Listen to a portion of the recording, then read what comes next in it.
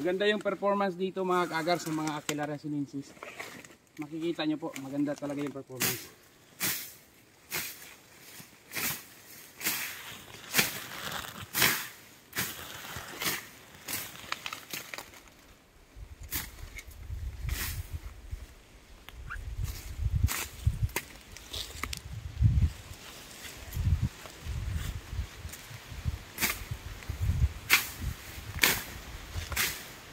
Mas mabilis tumubo dito mga kaagar yung Aquilaria sinensis.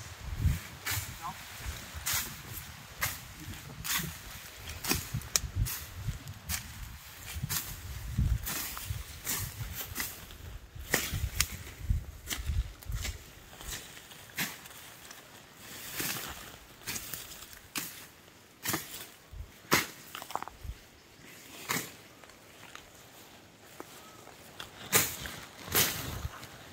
Tinatalo ni Aquilaria sinensis yung tubo in first 4 months.